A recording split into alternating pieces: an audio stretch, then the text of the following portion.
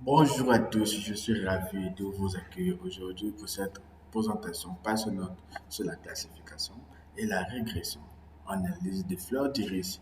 Que vous soyez novice ou que vous soyez curieux, j'espère que vous trouverez cette session assez fascinante et instructive. Nous allons plonger ensemble dans le monde fascinant de la science des données. Nous découvrons comment l'algorithme comme KN Neuron et arbre de décision nous permettent de classifier des données et de prédire les résultats avec une précision étonnante. L'importance de l'hyperparamètre et comment leur ajustement peut impacter la signification des performances et de nos modèles. Merci de nous rejoindre dans cette aventure passionnante et récente connectée pour davantage de contenu. Merci à vous. Donc, nous passons simplement sur notre écran pour démarrer notre. La classification est un algorithme d'apprentissage automatique supervisé qui produit des étiquettes de classes catégorielles ou discrètes en fonction des caractéristiques d'entrée. Prenons un exemple simple. Supposons que vous ayez un ensemble de données avec des caractéristiques telles que la taille de poids, la couleur des poils des animaux. Un algorithme de classification pourrait prédire si un animal est un chat ou un chien en fonction des caractéristiques. Par exemple, il pourrait apprendre que les chiens sont généralement plus grands, lourds que des chats et utilise cette information pour classer correctement un nouvel animal comme étant un chat ou un chien. Acte de régression. Imaginons que vous vouliez prédire le prix d'une maison en fonction des caractéristiques telles que sa superficie, le nombre de chambres, remplacement. Un algorithme de régression pourrait être utilisé pour estimer le prix d'une nouvelle maison sur la base des caractéristiques. Par exemple, il pourrait apprendre que les maisons avec les plus grandes superficies et de grandes chambres ont tendance à coûter plus cher et utilise cette relation pour prédire le prix d'une nouvelle maison. Ces exemples montrent comment les algorithmes de classification et de régression peuvent être appliqués dans des situations réelles pour prédire des résultats en fonction des données disponibles. Prenons un exemple du dataset des fleurs d'iris. Le dataset des fleurs d'iris est un exemple classique utilisé dans la classification. Regardons sur cette image. Ici, normalement, je peux dire que nous avons trois types d'iris. Nous avons iris setosa, nous avons iris versicolore et nous avons iris virginica. Donc, ici, nous avons trois types d'iris. Donc, des données qu'on utilise la plupart en machine learning, en apprentissage, pour ceux qui ont fait à peu près assez peu de recherche sur ça, ils comprennent que c'est souvent un modèle d'apprentissage qu'on utilise souvent dans différentes facultés. Et donc, pour ça, nous allons passer à une deuxième image où nous verrons un peu plus comment nous pouvons faire la classification de ces différents iris. Retrouvons sur la deuxième image. Alors, sur cette image ici, nous voyons que nous avons des différents ici.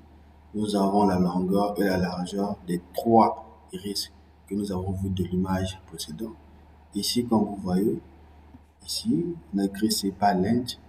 Ici, nous avons la longueur. Ici, c'est la largeur de nos différents sépales. Donc, comme vous voyez sur l'image ici, ça a été bien dessiné. Donc, de ce côté que nous voyons, là, c'est la longueur. Et ici, c'est simplement la largeur. Donc, comme vous le voyez. Maintenant, sur le descendant, ici, comme vous voyez, c'est classé Setosa, Versicole, Virginia. Là, ce sont des différents paramètres qui ont été insérés dans un data. Donc, on a formé la data pour que ça puisse faciliter la plupart des gens. Tout simplement, on analyse les données. Donc, comme vous le voyez, donc, grâce à ces paramètres que nous voyons ici, nous pouvons faire la prédiction de connaître de quoi il s'agit. Donc, nous allons donner des différents paramètres à notre algorithme qui va apprendre et qui pourra faire des prédictions pour savoir de quoi il s'agit. il s'agit de Setosa, de versicolore ou bien de Virginica. Tout simplement, on va lui donner des paramètres.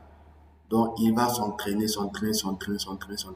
pour trouver exactement de quoi il s'agit et de faire des prédictions. Et pour ça, nous allons revenir, c'est ce que nous avons vu en avant. Nous avons vu comment nous pouvons faire la classification. Donc, on a défini.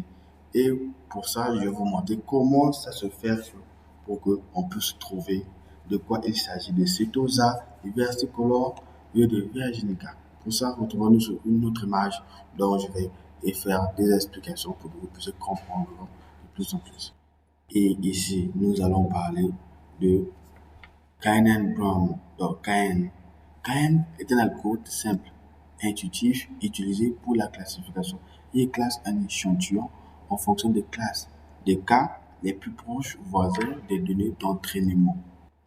Pour un exemple simple, cet algorithme classe des nouvelles fleurs d'iris en se basant sur les espèces des fleurs les plus proches de le dataset, en mesurant la proximité en utilisant des distances comme la distance euclidienne ou Manhattan. Donc, exemple sur cette data, sur cette graphique que nous voyons ici, là, nous cherchons le cas le plus proche voisin parmi ces données. On a ici, là où nous avons des plus, on a un plus. Là où nous avons des cercles, on a un cercle.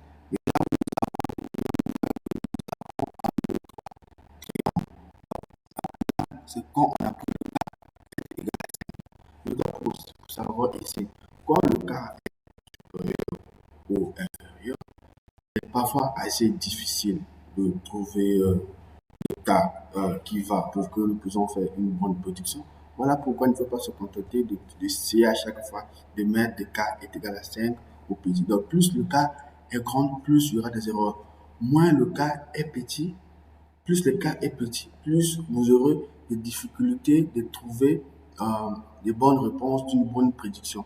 Donc, pour cela, c'est mieux d'utiliser la boucle. Donc, vous mettre de 0 à 10 pour que la machine puisse travailler et pour trouver le meilleur cas disponible pour votre modèle d'apprentissage de données. Ainsi, vous donnez des meilleures prédictions dont vous pourrez utiliser pour vous entraîner de plus en plus. Maintenant, parlons de l'arbre de décision.